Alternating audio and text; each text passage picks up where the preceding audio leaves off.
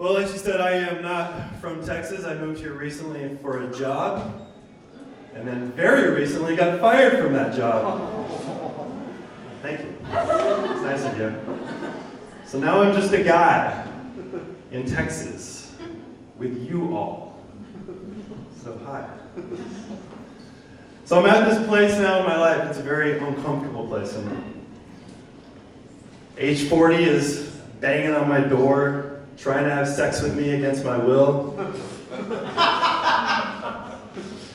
And I've come to the realization I'm probably never going to amount to the things that a lot of my peers have achieved in life, and probably like most of you have. Probably never have that sweet corporate job as like a level 3 risk analyst or whatever the hell it is. Never have that nice house in the suburbs. Never have that average looking wife that wants to stay at home and push beach body supplements on Facebook.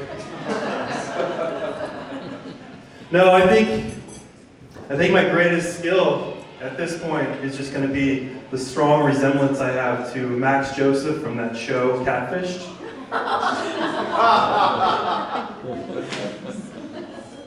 So I moved from Portland, Oregon. It's okay, it's not that exciting. But what I've found since I came to Texas is I hear a lot of stereotypes about Portland. I guess maybe it's because of the show Portlandia.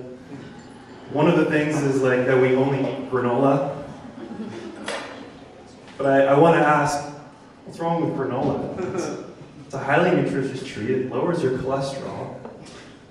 But no, I mean, sir, the guy who wants to tell me all we eat is granola, you can go ahead and keep eating your giant corn dogs with your side of diabetes. We'll see how that works for the rest of your life. Another one I've been hearing recently, it's kind of an odd one, but apparently they've heard there's places in Portland where we eat meat off of strippers. Which is total bull crap because we don't even eat meat. We eat kale off the strippers, of course, but meat, that's degrading. But I like Texas. I want to stay here. I really think the people here in Dallas are genuine and kind. And I love your pride and your passion for local honey. I've never seen a place where it's like, oh my gosh, I gotta get my honey, which is in a 1.2 mile radius of where I live. And everyone's saying, it's because your allergies and everything else. I'm like, all right, whatever. But part of the reason I had to move halfway across the country too was I had that crazy ex-girlfriend, like I'm sure some people have had. And to avoid any confusion, yes, I am heterosexual. I had to say something because I noticed ever since I got up here, the guys have been looking at me, so I just want to make that clear. But yeah, she was fun. She had your classic cocaine addiction, and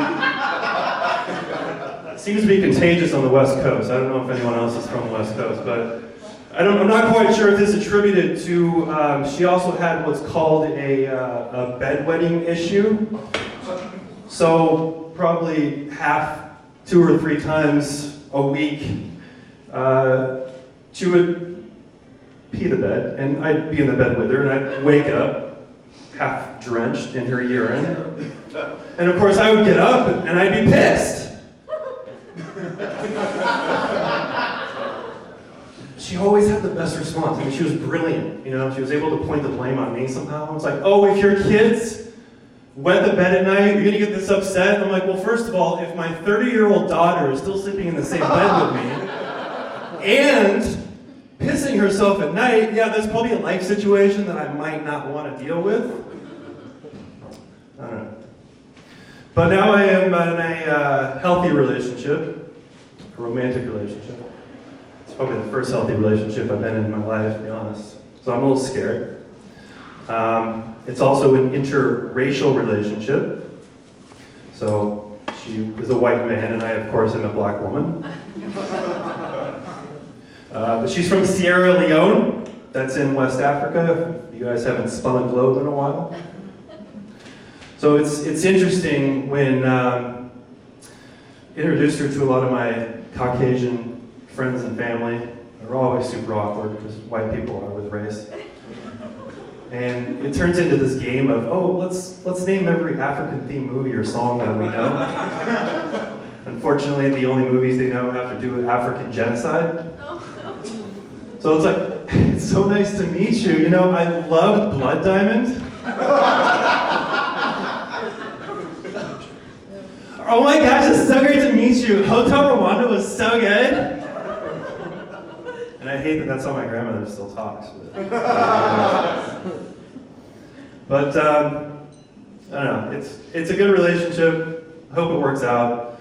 I do think that I do have kind of a history of mostly dating black women. Black women are beautiful, and it started when I was 13. But I've found that white people can be a little weird when trying to date other races. I think we just need to chill out a little bit, all of us collectively.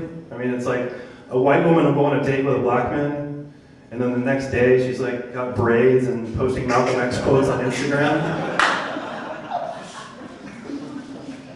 So I think I just want to leave you with, just for the white people in here, is that let's just all try a little harder, not to try so hard. And I think we'll all be good. Thank you.